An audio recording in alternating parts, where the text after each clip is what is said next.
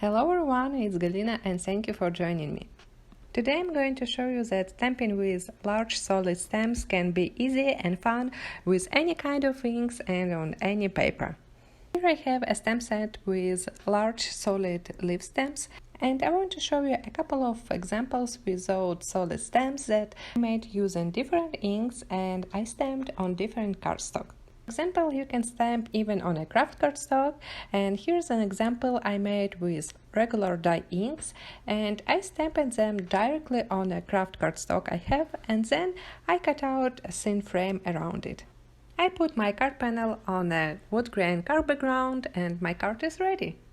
For my next card, I stamped a few leaves on a smooth ivory color cardstock. I stamped those leaves with regular dye inks from different brands and I cut out them with coordinating dies. On my next card I was playing with overlapping stamping. I used some different colors of my dye inks and I stamped it on a regular white smooth cardstock. So to get a nice stamped images on any kind of paper, I like to stamp on a silicone mat. Here I have a mini media mat from Waffle flower, and I'm placing it over my clear glass mat. Next I'm putting my white paper. This time I have Nina Solar white cardstock. I put all stamps I need on acrylic blocks and I don't use Misty this time because I don't need to restamp them. And for me it's faster to use acrylic blocks with stamps instead of any stamping tool. And when you have a new stamp and you're applying any kind of ink, I get some drops of ink on a stamp, and the stamped image will not be so crisp and clear. Here I stamped a blue leaf with a Memento dye ink. To avoid this problem, I'm going to prime my stamp. Here I have a regular eraser from a stationery shop. I'm going to rub my stamp with this eraser. And then I'm going to clean it with my white paint brush. I'm applying the same ink I stamped before, and here is my second stamped leaf made with a primed stamp. Using this trick I can stamp even with distress inks. And for my card I want to make some multicolored leaves with shadows on edges, and that's why I'm going to use my standard blending tool to apply a second layer of ink.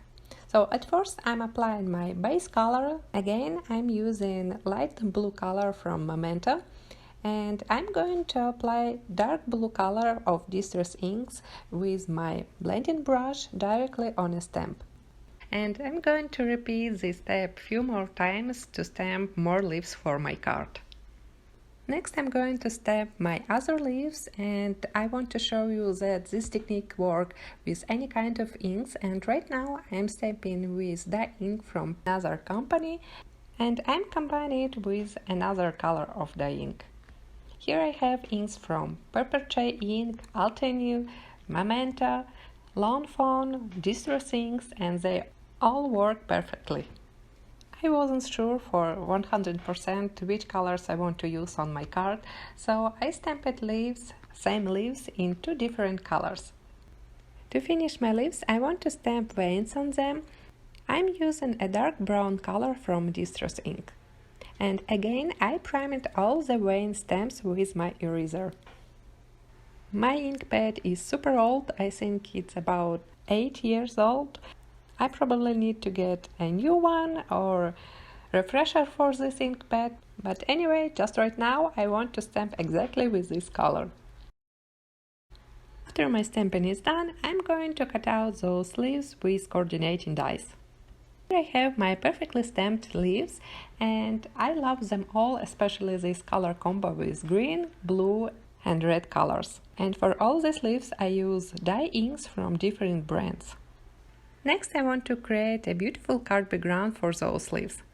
I'm going to use a Mandala stencil, but actually I'm going to use only 2 layers of this beautiful stencil. The first layer I want to make with white color, but I don't want to spend time waiting for drying my texture paste, so I don't want to use texture paste for this layer.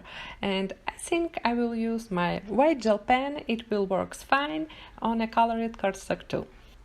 I'm going to trace and fill those little openings with my white gel pen.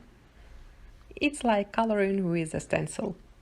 And now I can remove the first layer of stencil and put another one. For this layer I want to use some shiny or glitter paste, and here I have my Nuvo Glimmer paste with a gold glitter inside.